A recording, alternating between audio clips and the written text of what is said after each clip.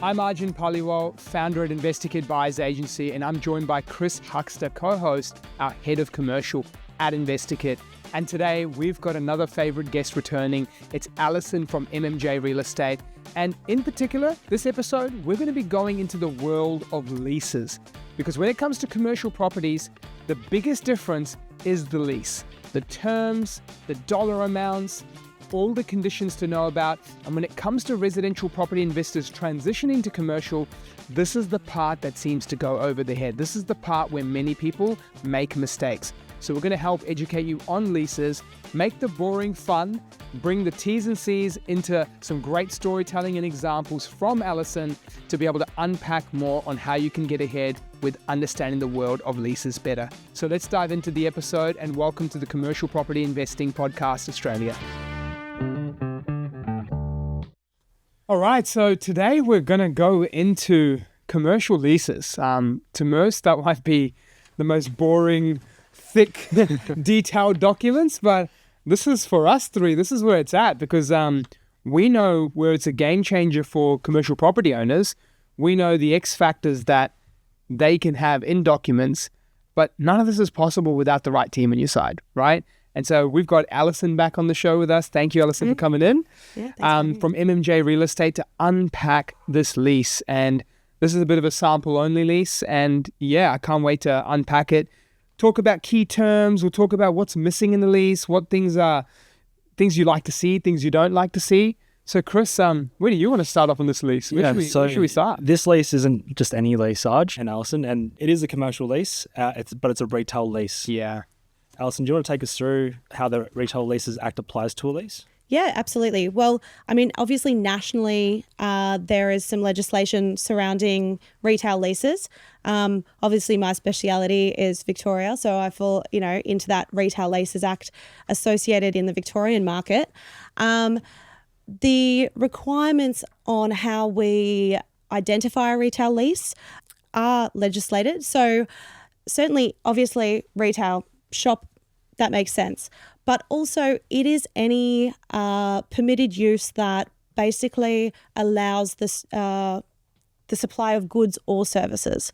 So where you have a service offering, for example, even a dentist or something like that, psychologist, they would still be deemed a retail use. And there is some exclusions that come into play to try and obviously avoid falling under the Retail Leases Act.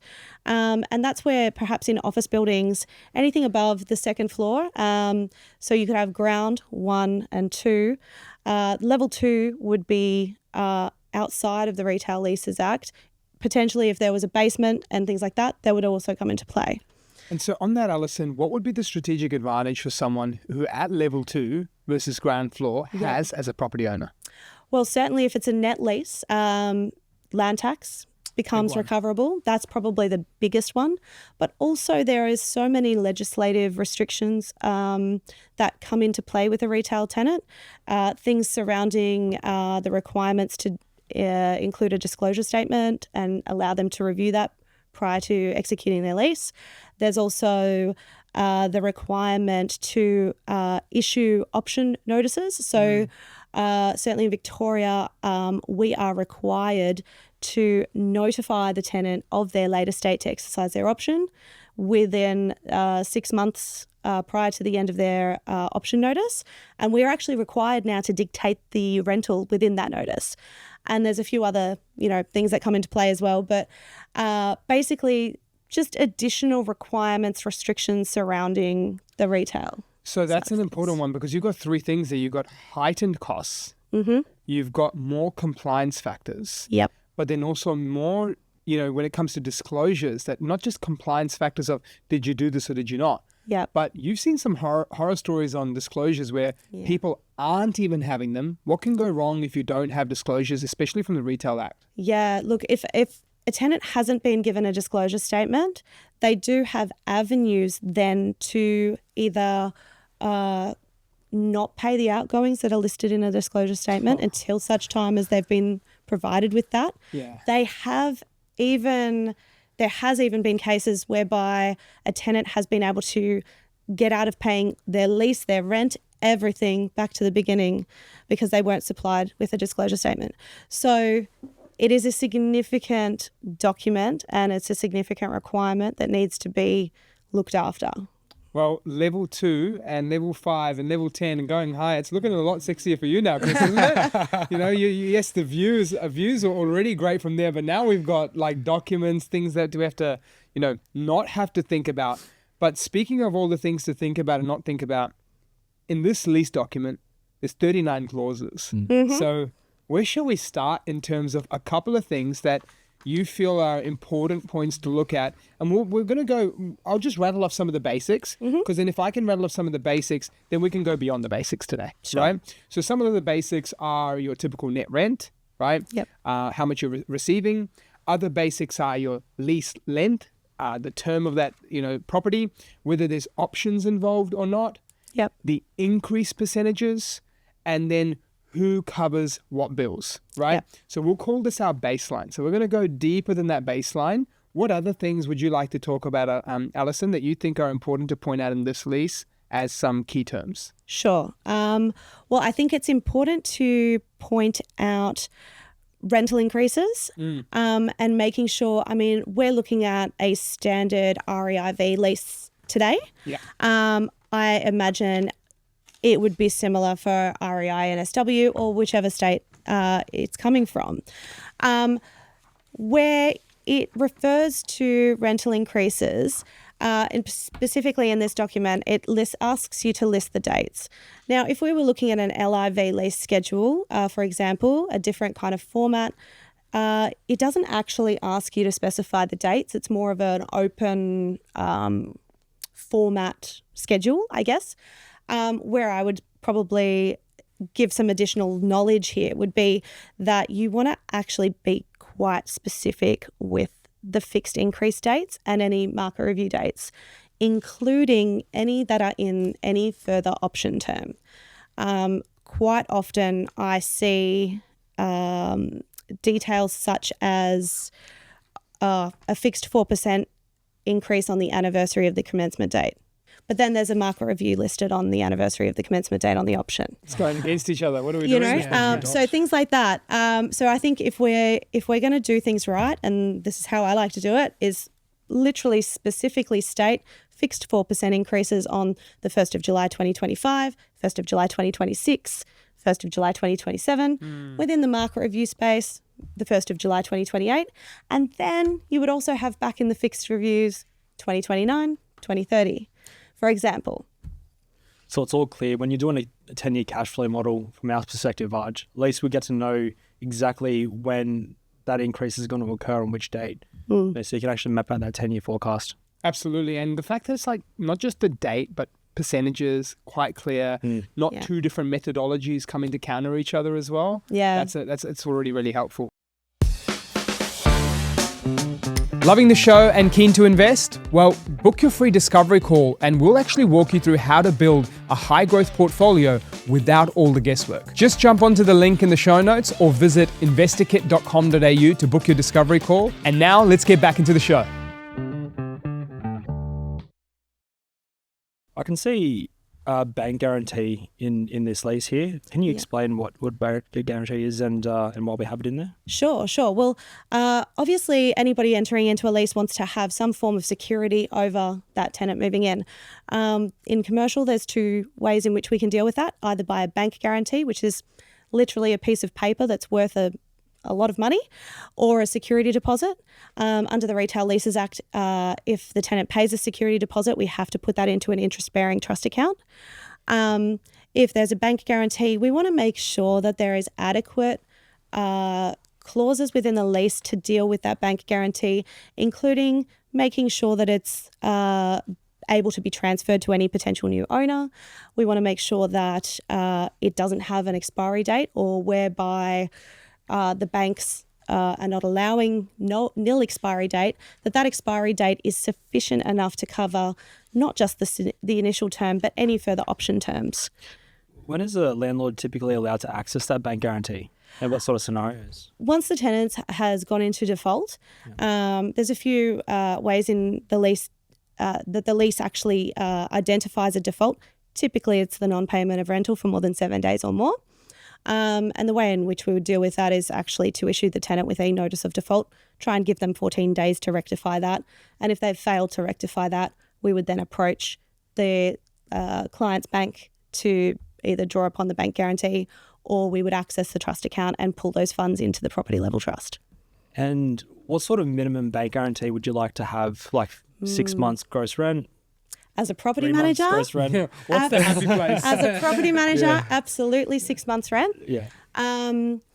Typically, I often see 3 months rent is a standard. Yeah. Sometimes I see 1 month's rent and it makes me very What was sad. the point of that? You know what I mean? When you see that, it's like, yeah. the paperwork's not light as well. Yeah. Like, you got to go into branches. I'm not sure. I used to be a branch manager back in the day at the Commonwealth Bank, and we used to process a lot of bank guarantees. Yeah. And like, they weren't a simple, quick and easy process. And irrespective of CBA, it was more just banking in general. Yeah. Like, the going in to do them and then making sure you didn't make a mistake on if you were able to release them or not. And you were like, everyone was always uptight and nervous about them from team members because like, I don't want to make this mistake. Am I meant to let this go? Should I let it go? Is this the right person claiming it? All that sort of stuff. Yeah. All that for 1 month. All that for 1 month, right?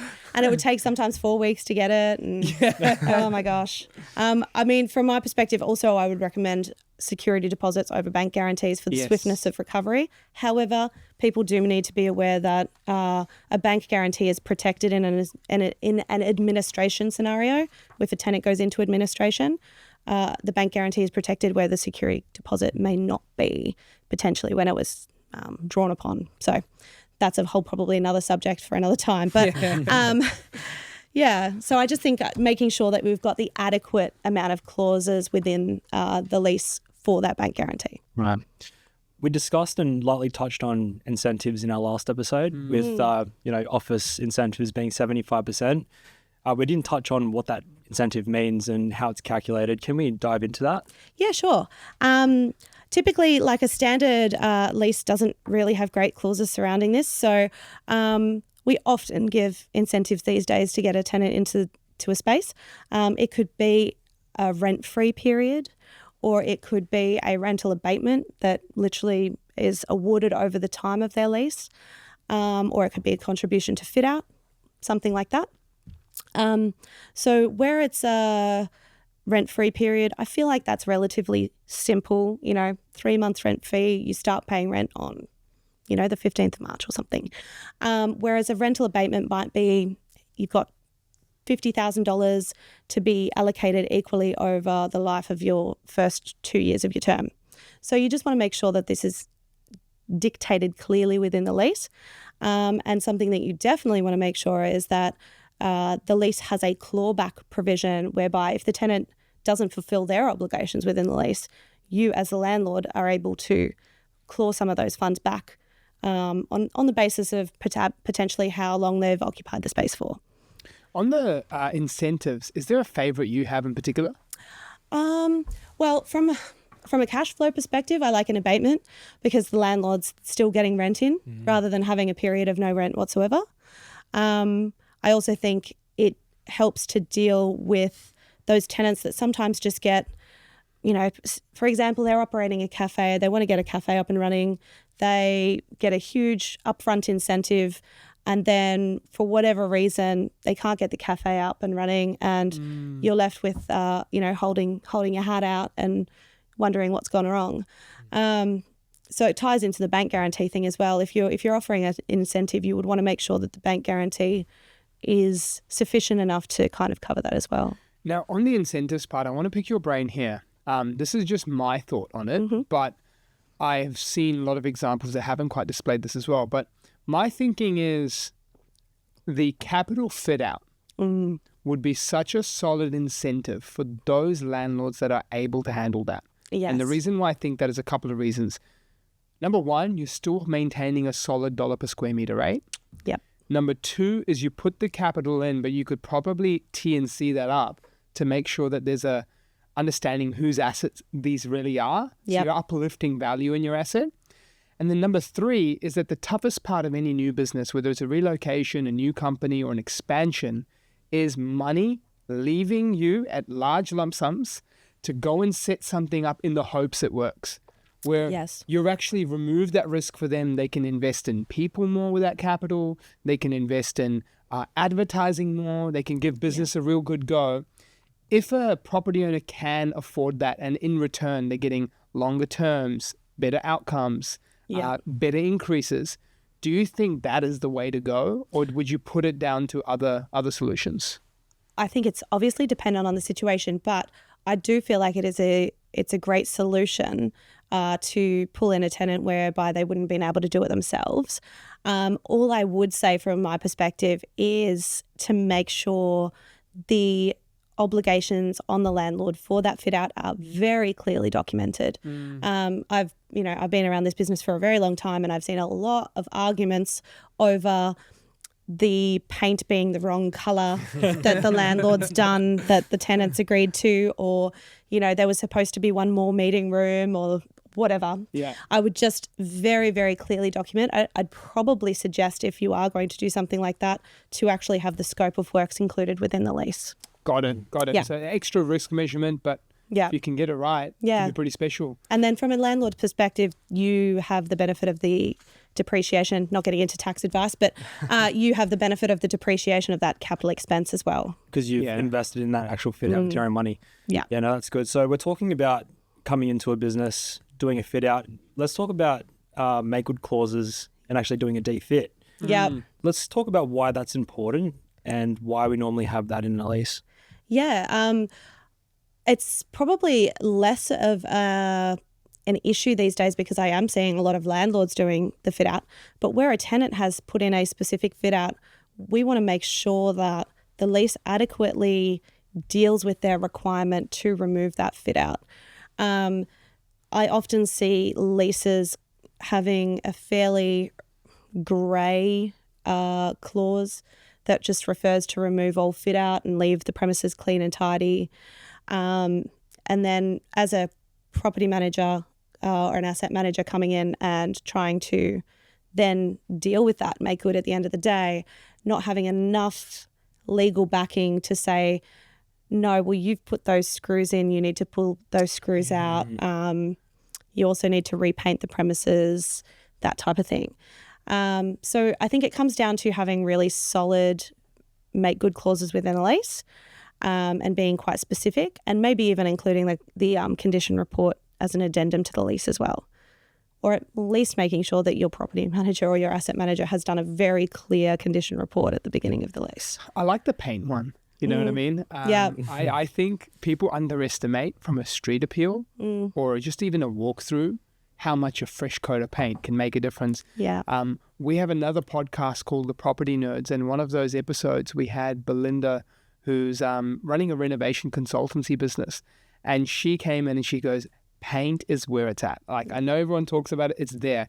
So just to level up a commercial lease, how important is it to have that clause, and what frequencies do you feel is like really important to have? Yeah, look, I think I would love to see the requirement to be more like 3 years. Often we see it being about 5 years or before the end of their lease. Yeah. But typically the wording you'll come across in a lease is to refinish all finished surfaces in a workman-like manner. Now, Specifics. tell me if you want to argue on that point with me, because what was a finished surface? And we could argue on that all day. Like, you know, I'm a horrible handyman. My workman manner is much worse than this guy. He's had a trades experience and background. He'll make it pristine. Yeah. For me, I'd be like, yeah, one roll would do. Yeah. So I think it's things like, you know, specifying repainting, recarpeting. Carpet is probably one of the biggest wear and tear items and also damaged items as part of having a tenancy. Yeah. So I often say, well, a finished surface is a carpeted surface too. Sometimes it works, sometimes it doesn't. Yeah, good call. It's a bit grey. That's why, we need to have really good clauses. Key learning specifics, right? Yeah. That's the big learning from leases. On the leases, what are you not liking? Like, when you're looking through this document here, what are you not liking in terms of, you know, I don't like to see this in leases. I want my property owners to be better protected, or like not have this. Yeah. I guess from my perspective, seeing things like grey terminology such as finished surfaces, I'd love things to be just more specific. Yeah. if I ever see a 1 month bank guarantee, I definitely want that to be changed out. I would love it to be more specific, whereby if the lease is a net lease, who is responsible for payment and who is responsible for maintaining the fire services and the essential safety measures. Got it. I think none of our leases really adequately deal with that. Is it on the tenant to get their fire services contractor in and make sure they're looked after in Australian standards, or is it the landlord to do it and then seek reimbursement from the tenant? It's like everything we're chatting to you about, it's like the difference between average and great is depth. Yeah. It's just that depth. It's just like that one extra depth, no ambiguity, straight up clarity. Right? Yeah. So when you're taking on a new lease, so you're taking on a new client, a renewal is coming up, or it's a new lease that's coming up, do you add that clause in there, like to get really clear with that? Annual? At a renewal, not necessarily. Oh, if it's an option renewal, we can't, because you can't change terms within an option renewal. If it's a new lease, absolutely. As a general rule, so the REIV lease is fairly standard. We go through and add about 20 special conditions at the end to deal with these things. Things like clawing back the incentive, things like making sure the make good provisions are very clear with regards to repainting, even things such as congestion levy, making sure that congestion levy is listed where there are car parks being. What's congestion levy? Oh, okay. So I'm not. I would have thought you guys had this here too, but I'm not sure. So we pay. Sorry, Victoria's is next level. With the my taxes, gosh, so many taxes. I reckon you're on track to have every letter in the alphabet have a tax next to it. Hey. Yes, yeah. So we basically pay a levy per car park within a perimeter of the CBD. And there's two levels. There's like the inner perimeter, which is like basically the CBD grid, almost a little bit around it. That's more expensive. And then there's a fringe perimeter that they've now just increased, actually. It now goes out to Cremorne for next year. That is obviously like at a lower rate. So that's for any car park within your property, basically. So it's your car park, but you know what? We're going to give you a little bit of an extra bill just to park your goodies there, right? So, when it first came in, it was, I want to say $650. I think it's now about $2,030 per bay looking into next year. That's off the top of my head, but it's considerable. Yeah. Well, Chris, I got a tactic there for you to look at this differently with, a car. If you ever have that issue in Melbourne for yourself, if you get a supercar, right? Hear me out on this. Go shoot. As a percentage of total car value, it's much smaller. Oh, makes sense. Get a super. I just put it this way. Totally. Much smaller, right? But if we're rocking in, like my dad's Toyota Camry, like it's almost like a 10% of the car value at $2,000, right? Yeah. So sorry, Dad, we're gonna have to upgrade that Camry to something else to make it work. Yeah, I think it's affected the dollar value of the rent that you could get on a car bay as well these days. You used to be able to easily get probably $600 or $700 per bay per month in the CBD, and obviously that's got to come down at some point. Yeah. That's why it's so valuable to have an expert like Allison managing your properties, because who would have known about a congestion levy? Like I did. Yeah.